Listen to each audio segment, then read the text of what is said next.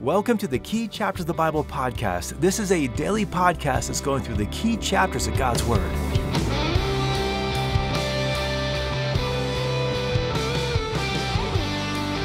Well, today we're turning to the book of Nehemiah.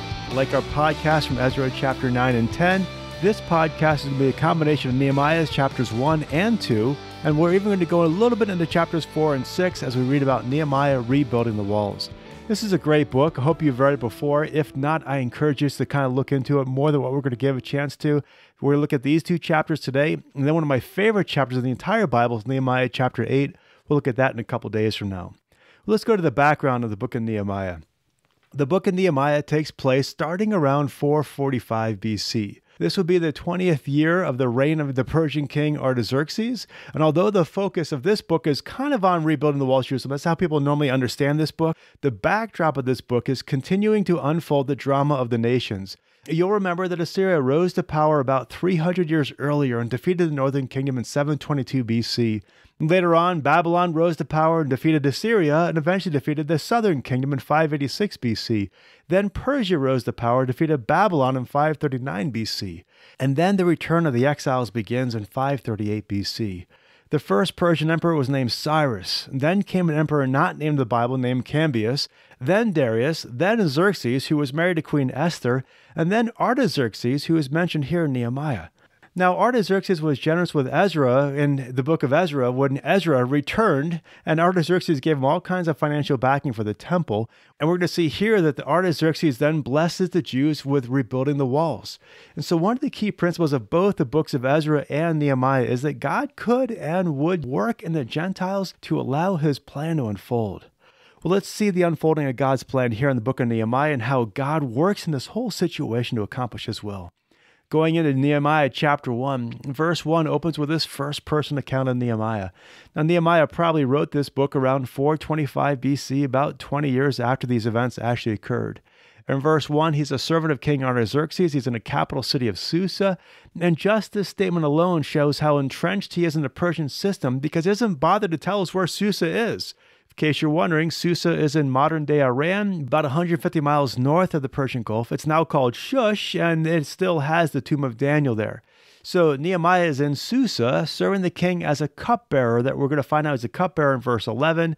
And a cupbearer is a person who serves the king kind of like a trusted butler. And he was there to protect the king as well as taste the king's food so that if he keeled over first, the king would know, that food's been poisoned. So Nehemiah is a cupbearer to King Artaxerxes, and in verse 32, Nehemiah's brother pays him a visit. Apparently his brother has news of Jerusalem, so Nehemiah asks him, what's going on over there? Nehemiah's brother doesn't have good news for him. He said the people who had stayed there during the exile were in great distress and reproach. He said the walls that surround Jerusalem are broken down, its gates have been burned with fire.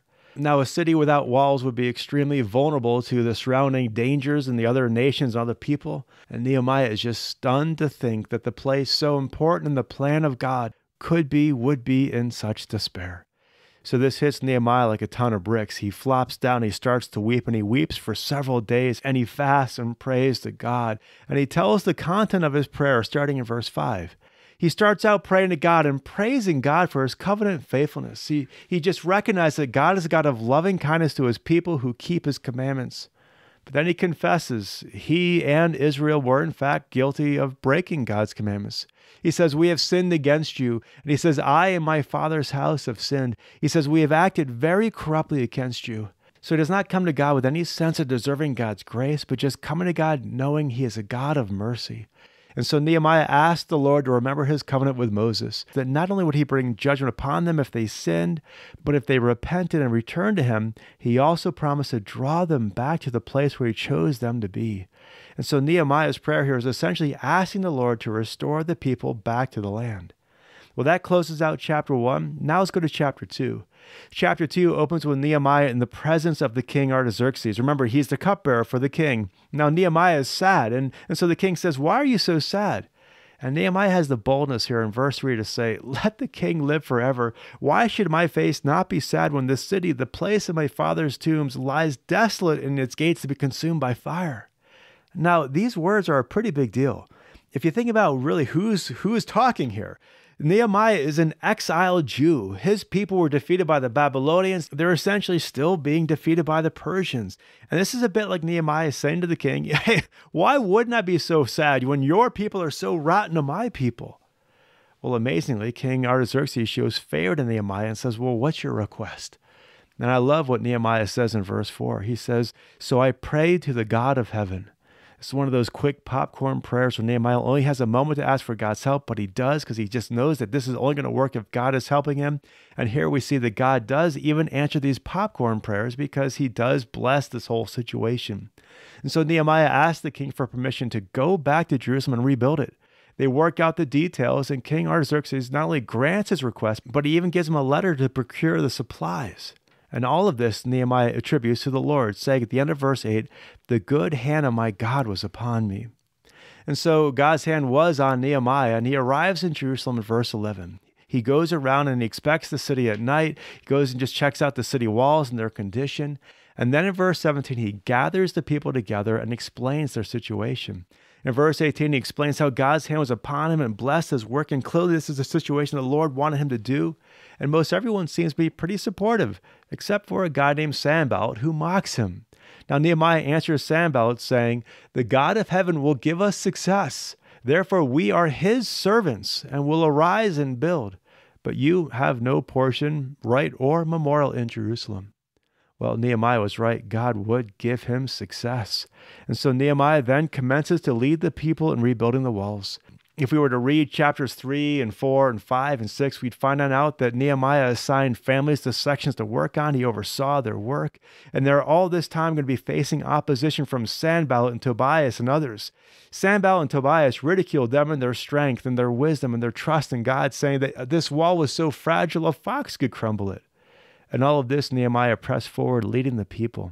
The situation at one point got so bad the people had to have a sword in one hand and a trowel in the other. They struggled with supplies. They struggled with getting the details done. But Nehemiah kept encouraging them, saying, remember the Lord, great and awesome. He says that in chapter 4:14. Throughout all of this, Nehemiah organized just this whole team to work on the building and work on protecting, work on guarding, work on supplying. And the whole time he kept telling the people, like he did in chapter 4, verse 20, our God will fight for us. Well, Nehemiah was correct. And in Nehemiah chapter 6, they complete the wall. And everyone can see in chapter 6, verse 16, that this work was done by our God. So it took them 52 days to build the wall. 52 days to work together, devise the plans, organize, delegate, and operate, and 52 days to bring about the full completion of the walls. According to Josephus, this wall was 20 feet wide, 16 feet high, and 4 miles in circumference. This is huge. This project required all the people to give up what was going on in their personal lives, their daily jobs like farming, just make sacrifices at every turn to see this project to completion. And they were successful because God's hand was upon them. So that's these two chapters, and they're key chapters for a few reasons. For one thing, it's important just for us to see the restoration of Jerusalem after the exile. This restoration did not come like a flick of a switch. It came in 3 waves. First, under Zerubbabel in 538 BC to rebuild the temple, then under Ezra in 457 BC to rebuild the people, and here under Nehemiah to rebuild the walls in 445 BC. Just as their deportation took several waves, so did their restoration. Likewise, we continue to see God's favor upon the Jews through the Gentile nations. Remember, the restoration began with the benevolence of King Cyrus. Now it continues through King Artaxerxes.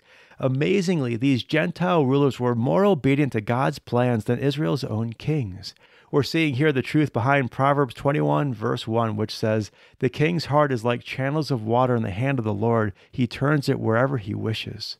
And so we're just seeing that that's what God is doing right here through Artaxerxes. We're also seeing what God can do through a man who is simply submitted to God and believes God can do anything. Remember, Nehemiah's primary skill was trustworthiness, integrity, and a willingness to eat food that might kill him. As far as we know, he was not a construction expert or a military leader or anybody else, really just a humble man who believed God. And yet God used him to oversee this complex, massive building project in less than ideal circumstances, and he led the people to complete the project in 52 days. Nehemiah believed God, he rose to the need, and God used him for it. And so that's our study for today. As we finish out our time, let's just praise God for working in frail people such as you and I. the battle belongs to the Lord. It is not us who does the work. It is God who does it through us. And as we submit our lives to Him, our will to Him, our strength to Him, He will guide us and enable us to accomplish His will. So as we finish up our time, how about going to the Lord in prayer and just laying all of this before Him and just asking Him to give you the eyes and the faith and the grace to see the needs around you, that you might rise on up and be part of their solution.